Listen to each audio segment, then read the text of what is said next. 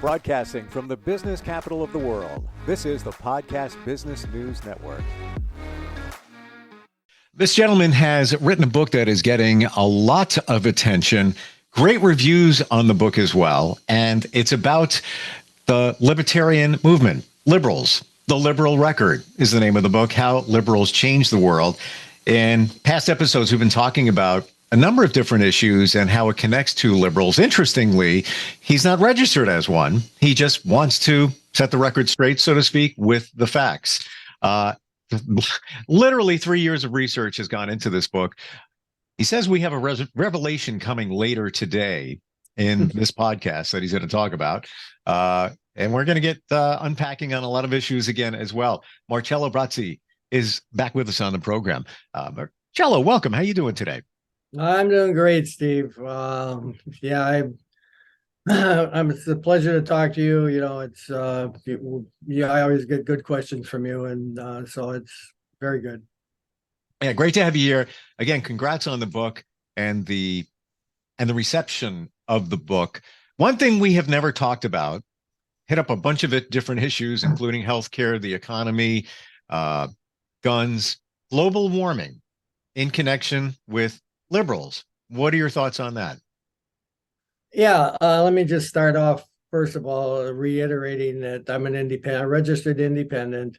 The book itself is full of facts and figures, graphs, tables, stats. It's not a bunch of opinions. And so it's, we're not just, blowing hot air, and, it's a lot of facts and figures. And let me just quickly in 2 minutes recap what we have done and talked a little bit about. Sure. That. And what we talk about in the industry is takeaway. What's the bottom line takeaway? In the economy, again, we could go into all, I don't want to go into all the details of all this because we'd be here again for a couple hours. So I'm just hitting the highlights of the takeaway. Takeaway for the economy is that the economy has always done better under Democrats. People will disagree, but that's the facts. You look at all the statistics. Basically, the economy has always done better under Democrats. On healthcare, the takeaway is that the U.S. healthcare is behind all the other countries in terms of cost and in terms of service. Again, you'll get people disagreeing with that, but that's the hardcore facts that I've researched. Okay. Another one that we mentioned, and it is, again, this is something that people never even talk about or consider, and that is on abortions. It's hard. I hard to explain this in a few words. Billions of people don't survive the first day of conception. If the conception starts on day one, by day two, they have gone and disappeared by natural abortions and never even begin life at all. And that's just an issue that everybody's always ignored. I think it's worth mentioning. On guns, the takeaway is that we argue about all these different laws and restrictions. We're going to have waiting periods and background checks and all this stuff.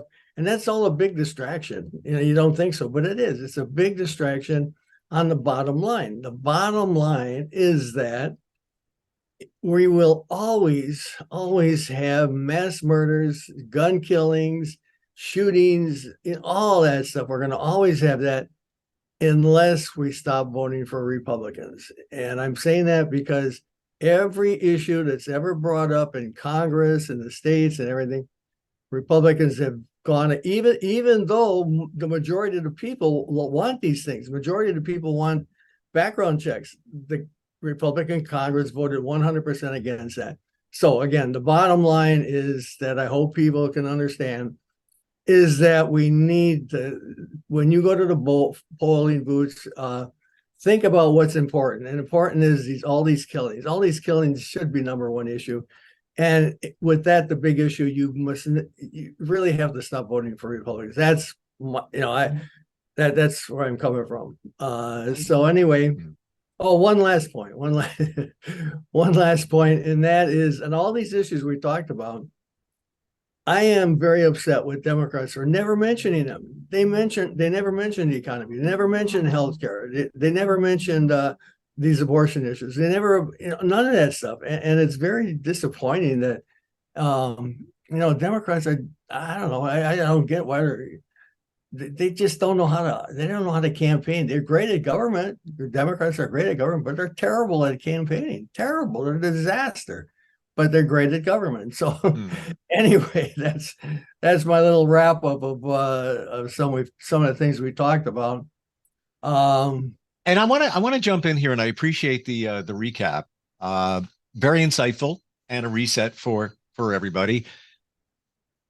Prior to doing a lot of research, now obviously you're not a fan of Republicans. Have you always been that way, or for the longest time, or was it when you started doing the research for the book and started realizing a lot of things? And again, we're talking facts that you uncovered or you came across. Is that where you pivoted even more away from Republicans? well, yeah, no, it's a good question. Great question. I mean, I've voted for Republicans many times, many times. I voted for Reagan. I voted for Bush. Bush one, not Bush two. I just have an open mind on politics, and I basically I I really try to see the candidates that are the most honest and most sincere and the most have the most credibility and integrity, and that's where I put my vote, regardless of party. I don't care who the party is. Hmm. Uh, but when things separated was I don't want to go into all this again, but it just very briefly it took a big shift, a monumental shift, epical shift in 1987 when the Republicans repealed all the fairness in broadcasting rules. And ever since then, we've gone completely in diametric options, directions. And anyway, so at that point, I started to realize that there's just a whole lot of misinformation out there and twisted information and all that. And it's so I just eventually I just figured out, somebody's got to set the record straight. I thought somebody would write the stuff I did. I really honestly thought somebody's Hmm. gonna gonna write this stuff down and show people, and nobody was doing it. So yeah, so I figured, well, hell, I guess I got to do it. The same thing applies to the final point I hope we get to today, and that is what can be done about it. So anyway, Yeah, and as a broadcaster, I'll say it for 43 years over here. Not even kidding. Got my first paycheck when I basically was a kid. I have to agree with you about the deregulation, and I don't care who did it, Republicans, aliens from Mars. I don't care. I don't think it served this country. And it's almost like it was a free for all from that point forward. The commitment to a community pretty much went away. I used to, and just to give you background, back in the 80s, 90s, radio stations had to run a certain amount of public affairs programming aimed at helping the community, whether the programming came from inside the radio group or they got it from somewhere else. It used to be 4 hours on some stations, early in the morning on a Sunday, but at least they were doing something. Now you're lucky if you get an hour, half hour. Usually it's sponsored, and that's just a piece of the what the responsibility is under a federal license, and it was all just kind of thrown away. And the same thing with views of equal time to different parties, that all went away as well. And how could that be fair under a federal license? yeah, I consider that a very major focal point in the whole political world. It's just like the whole world just all of a sudden took a 180-degree spin and just went, off the rails completely. I was going to talk a little bit about global warming. First of all, well, there's still a lot of people don't believe in global warming, believe it or not. Um, but they don't have an appreciation for the big picture, and that's always ignored, like a lot of the things we've talked about. There's three points, and then I want to go into them a little bit. First point is that 99% of scientists worldwide believe that global warming is man-made. Second point, Hmm. scientists are not political activists. They're not people out there trying to, work on politics and parties and all that stuff. Scientists are people who just stick in a lab, and they're happy if they find out that 2 and 2 is 4. They get all excited, and that's their life. The third point is, if a scientist goes off the rails and he starts making up some baloney and he starts fudging his data or lying about it, his career is busted. I mean, his peers disregard him. I mean, so those are three issues I think the people in general don't appreciate. They don't appreciate how the scientific world is not a political world, and well, let me go into just a couple of those. Let's say, for example, that on the fact that so many scientists are in accord that global warming is man-made. Mm-hmm. For that to be a big hoax, and some people say, "Oh, that's just a big hoax to do whatever." I don't know what they think it does, but if that were true, there would have had to have been some gigantic secret meeting someplace, maybe in a mountain cave someplace, where all the scientists in the world got together and they said, well, let's make up a big hoax about global warming. And they all jumped up and said, yeah, that's a good idea. I mean, it's so crazy. The scientists don't work that way, but how can you have the agreement of all these scientists on a major worldwide hoax? That doesn't make any sense.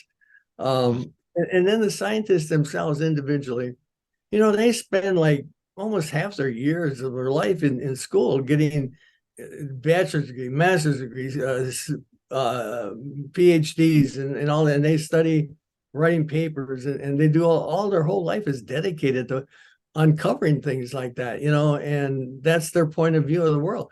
They're not out there trying to march in the streets for this or march in the streets for that or whatever. The scientists are just have their dedicated life to finding out the facts.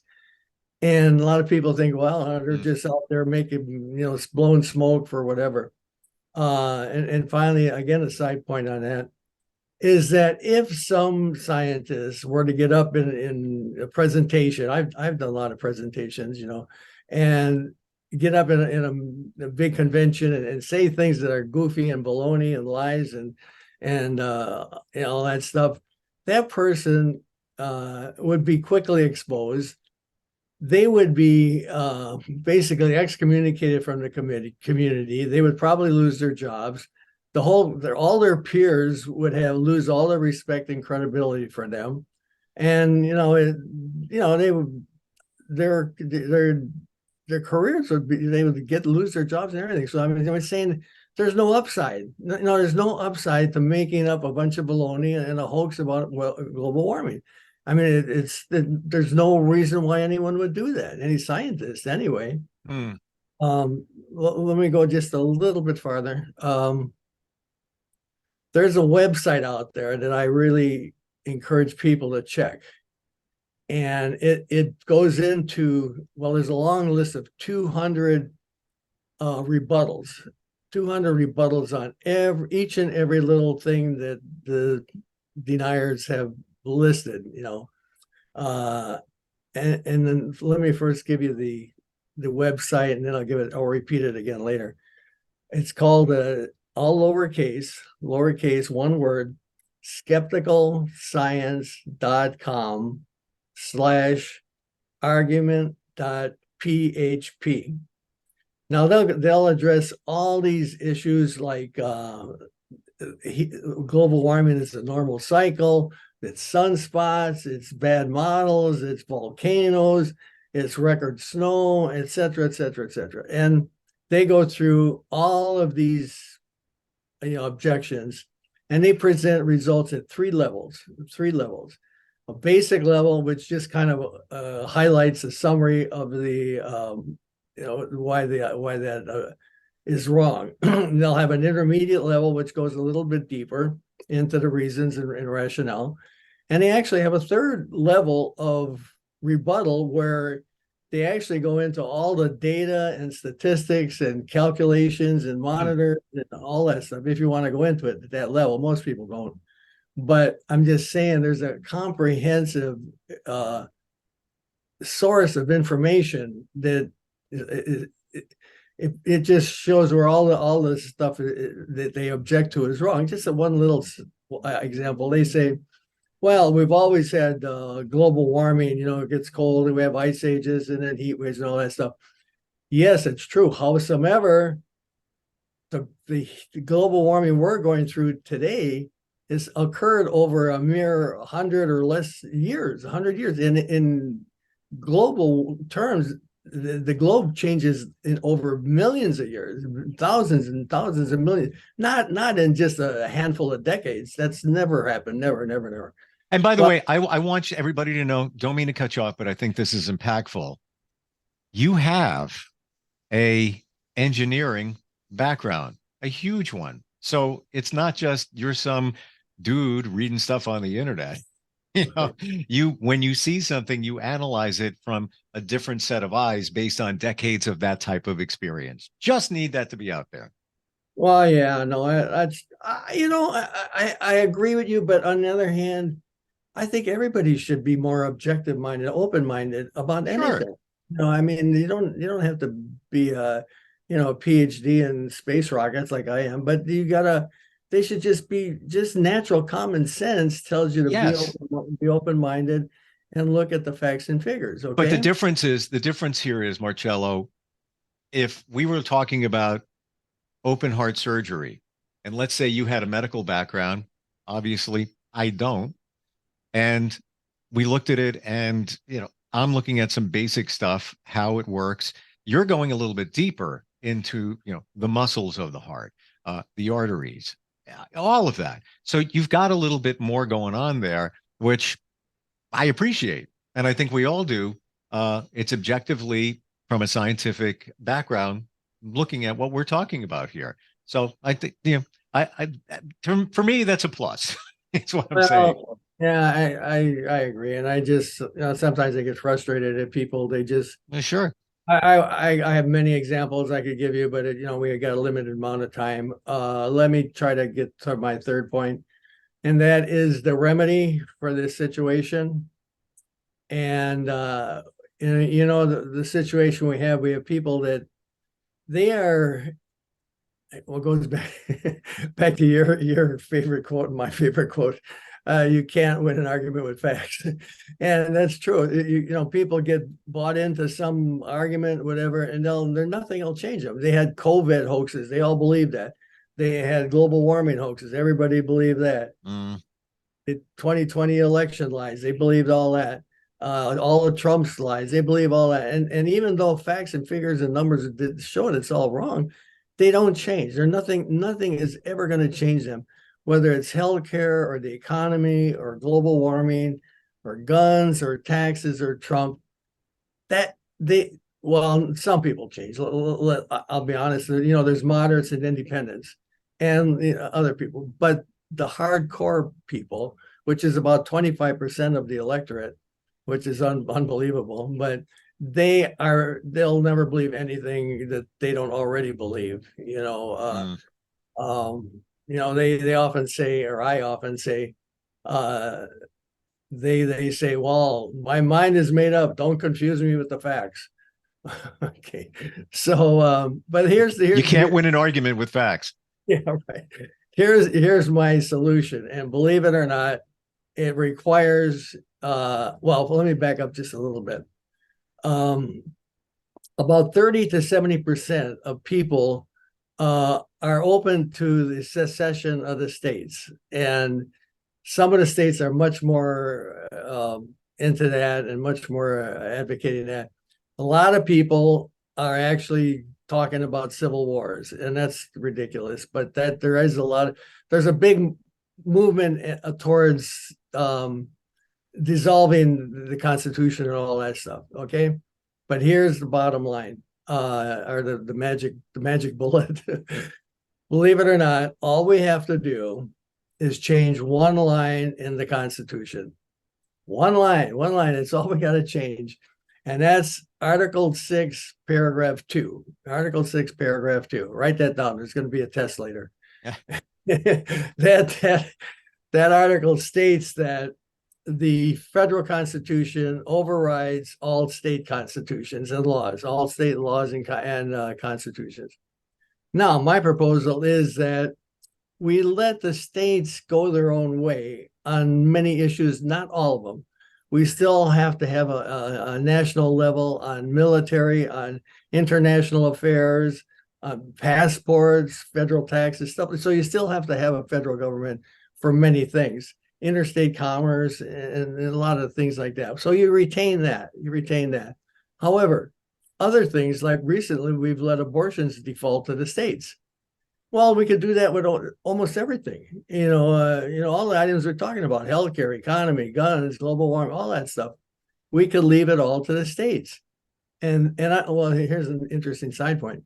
I've run this by some hardcore Trump people, Republicans, and they believe it or not, they say, yeah, that sounds like a good idea. Let's we're in favor of that. And I said, yeah, I'm in favor of it. You're in favor of it. What?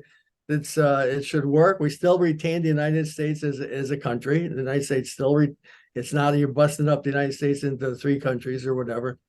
And so we're all still part of the same country. We still have the same military and we all have the same flag and all that stuff. But on most of these issues, like race issues or gun issues or school issues, economy, all that stuff, we can just leave it up to the states. And we eliminate this paragraph 2, where the federal government no longer overrides everything.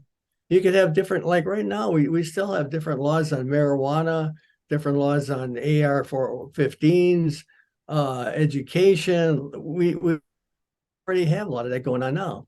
The only problem is that the federal government overrides all that. And if at any point in time that we can go down, the federal government can set the rules for the entire country that the entire country is really against. Abortion is like one of the recent examples. And it wouldn't take that much to do it. All we got to do is eliminate that one little article and let the individual states go their own way. The red states could, they could pass a law that everybody's going to have a gun.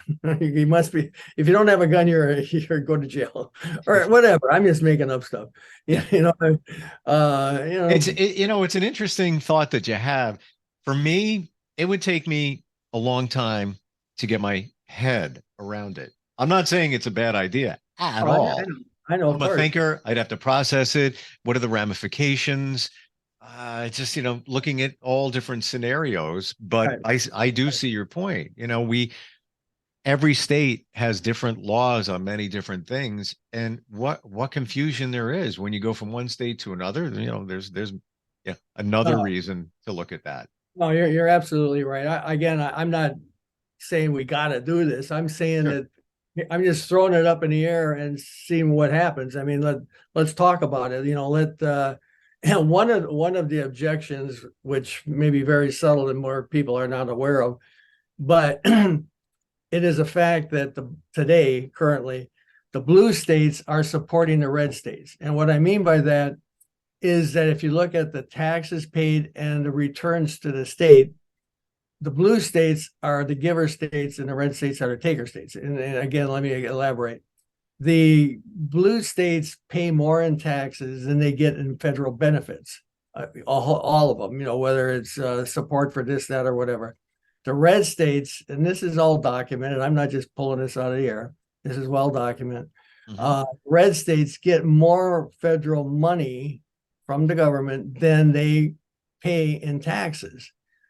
So the bottom line is the blue states are paying more taxes than they get in return, and the red states are paying less taxes than they get in return. So in effect, the blue states are supporting and the red states, not completely, but to some extent. Anyway, that would be one objection that people might raise in this. No, you're totally 100% right, and I agree with that. That any kind of change takes time. I mean, Sure. things like this, they might go around and around for a couple of years, and there'll be pros and cons, and yes and no, and this and that. But you work out the deals. That's the whole idea of a government. You cooperate, you compromise, you work out what's good, what's bad. You do all that. And but I think I'm not insisting and saying we got to do this. This is imperative. I'm just saying let's look at it. Let's talk about it. Let's take votes on it. Let the states vote what they want to do, and from there we can see what happmes. It definitely, you know what it is, use the cliche food for thought, something to think about. And again, I totally get where you're coming from. You're not saying we have to do this, but it's what if we did, and what would it look like? This one surprising I mentioned is that the people on both sides have agreed on this that I've talked to. The ones I've talked to, they both on both sides, they say, it sounds like a good idea. And so anyway. Yeah. I mean, good way to start a dialogue too. As is your book, The Liberal Record, How Liberals Change the World. You can find more at theliberalrecord.com. Look at the reviews, look at the research. I know you've done a lot of it. And it's an interesting read, no matter what side of the fence you're on or what side of the playground you're on, because there's more than two sides of a fence in this situation. Right, absolutely. Yeah. Marcelo, great having you on here. Excellent talk today, and appreciate your views and look forward next time we talk. Nice talking to you, Steve. I appreciate it. Have a good week. Are you looking for even more of the podcasts and hosts that you love? The Podcast Business News Network is proud to announce that you now have even more ways to listen live. Check out the MyTuner Radio, online radio box, and Simple Radio apps on iOS and Android, or find us online. Search for Business News Network on mytuner-radio.com, or search Podcast Business News Network on streama.com and onlineradiobox.com/US. Take your podcast on the go and don't miss a minute of the action.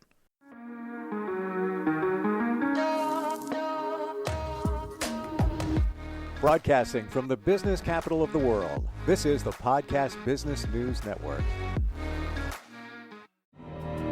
For nearly 2,000 severely injured veterans, everyday life has become filled with barriers. Day-to-day simple tasks can become pretty daunting. I have to carry my chair up 2 flights of steps or have somebody do it for me. What scares me the most is just the falling. When I'm struggling with my house, I think, to have that one great barrier just knocked down, it's crucial. Home for Our Troops is a wonderful nonprofit that builds a mortgage-free, fully adaptive, handicap-accessible house. And there's no catch. It'll be our very first home that we've ever owned. This is a game changer. This is where your life begins again. We need you to join us in completing this important mission. Please visit hfotusa.org and help build homes and rebuild lives. Because of you, everything's going to be okay.